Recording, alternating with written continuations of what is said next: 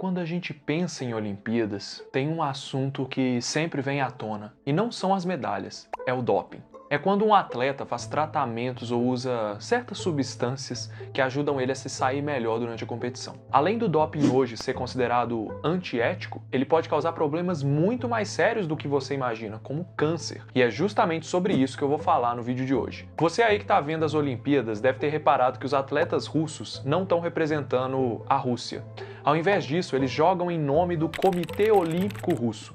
Isso aconteceu porque foi descoberto que o governo russo vinha patrocinando um esquema de doping generalizado nas equipes esportivas. Por causa disso, a Rússia está banida de grandes competições esportivas, pelo menos até 2023. Os atletas russos que conseguiram provar que não estavam usando substâncias ilegais até puderam participar das Olimpíadas de Tóquio, mas eles não podem usar a bandeira da Rússia e o hino do país não pode ser tocado durante a premiação. Só que esse escândalo está longe de ser único e o doping também está longe de ser um assunto recente. Em 1904, Thomas Hicks, um maratonista americano, resolveu tomar um elixir da clara de ovo com whisky durante a corrida. Bizarro, né? Só que essa mistura maluca tinha mais um ingrediente, a estricnina, veneno de rato.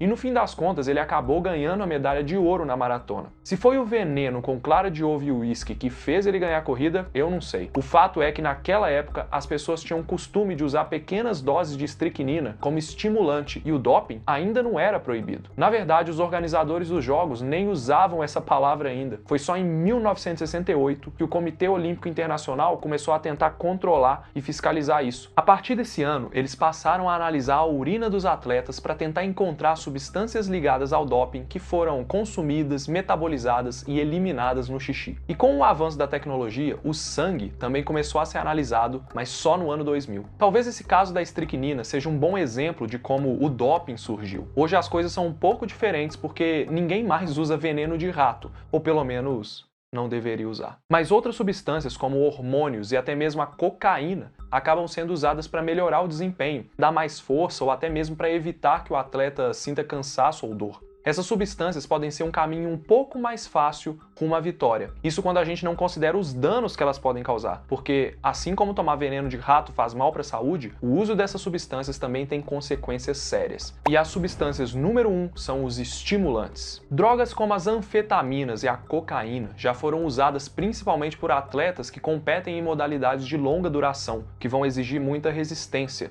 como o futebol ou até o ciclismo. Essas drogas aumentam a liberação de adrenalina, o que deixa a pessoa alerta e disfarça o cansaço gerado por tanto esforço físico. O problema dessas drogas é que elas aceleram os batimentos cardíacos e aumentam a pressão sanguínea. Com isso, o uso frequente pode causar problemas cardiovasculares como o infarto. E ainda tem o risco de ter alucinações ou então de ficar viciado. Além disso, as anfetaminas podem impedir o resfriamento normal do corpo durante o exercício, causando um superaquecimento que pode danificar os órgãos e até matar. Número 2. Hormônios anabolizantes. Os hormônios anabolizantes estimulam o crescimento dos músculos e a queima de gordura no corpo. Eles são a famosa bomba da academia, usada até por atletas amadores para aumentar a força e resistência do corpo com menos tempo de treino. Os mais usados são a testosterona e o hormônio do crescimento. Comenta aqui embaixo se você conhece alguém que já usou essas substâncias. A testosterona é conhecida como hormônio sexual masculino. Isso porque, apesar de todo mundo produzir testosterona, a quantidade que os homens produzem é bem maior.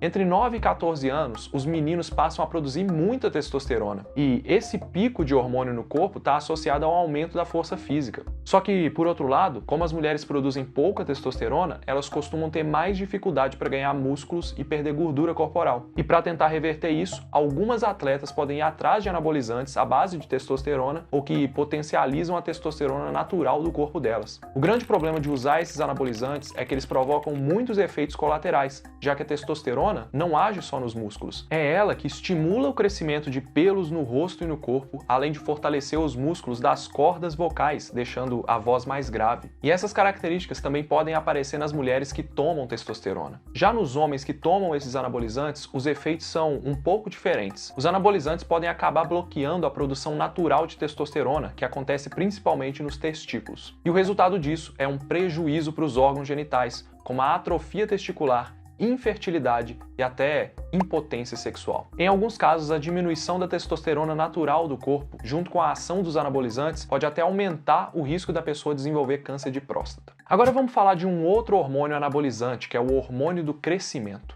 Parecido com a testosterona, a gente também tem um pico desse hormônio no começo da adolescência, tanto em homens quanto mulheres, e é por isso que a altura e o peso corporal aumentam tão rápido nessa fase. Depois disso, e principalmente durante o envelhecimento, a gente passa a liberar cada vez menos hormônio do crescimento, mas ele continua agindo em algumas situações específicas para estimular a renovação das células. Isso acontece na atividade física e também durante o sono, como eu falei nesse vídeo aqui.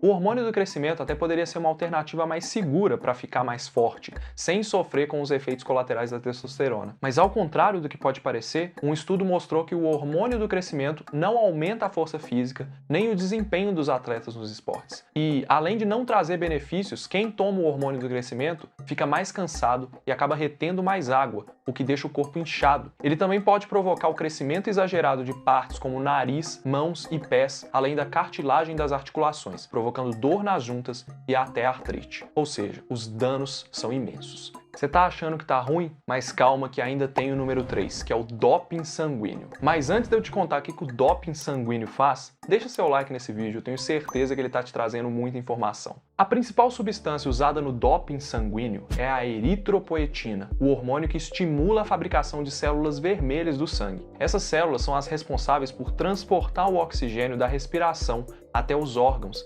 e é isso que mantém o corpo funcionando. Como o exercício físico aumenta o tamanho dos nossos músculos, a quantidade de oxigênio que chega até eles também precisa aumentar. É por isso que depois de algum esforço físico, a primeira coisa que você sente é a respiração ofegante e o coração acelerado. E quando o seu esforço exige mais oxigênio que as células vermelhas do seu sangue podem transportar, você pode ter fadiga muscular ou até cãibra. Para aumentar o número de células vermelhas no sangue, uma alternativa é o uso de eritropoetina, que era usada principalmente por quem pratica esportes de longa duração, como ciclismo, maratona e triatlo. O problema de usar eritropoetina sem indicação médica é que, aumentando a quantidade de células, ela vai engrossar o sangue. Com isso, o coração, que já trabalha mais durante o exercício físico, tem que se esforçar mais ainda para bombear um sangue mais grosso que o normal. E esse é um cenário ideal para um infarto. Além disso, quando o sangue fica grosso, ele tem mais chances de coagular dentro dos vasos, bloqueando a circulação e com isso causando uma trombose ou um derrame. Bom, eu acho que com todos esses exemplos que eu dei, já deu para entender que o objetivo de barrar o doping não é só impedir um atleta de ganhar injustamente, mas sim preservar a vida deles. Por isso que é tão importante a gente lembrar que nenhum medicamento é livre de riscos. Independente de ser atleta ou não, o ideal é evitar o uso de medicamentos sem a orientação médica ou então de um profissional de saúde capacitado. E esse é um assunto muito delicado, galera. Existem muitos casos de atletas que agem de má fé para tentar se sair melhor nas provas, mas também tem casos de atletas que seguiram as orientações da equipe médica e dos treinadores sem saber que eles estavam praticando doping. Isso só mostra que, apesar de parecer um problema simples que é resolvido com exames de sangue e urina, o doping envolve muitos detalhes mais complexos. Assim como a decisão de colocar termômetros na porta dos lugares. Como eu expliquei por que isso não funciona nesse vídeo aqui, ou então, se você estiver interessado em outro assunto, assiste esse vídeo relacionado. Um grande abraço, continua se cuidando e eu te vejo no próximo vídeo. Tchau!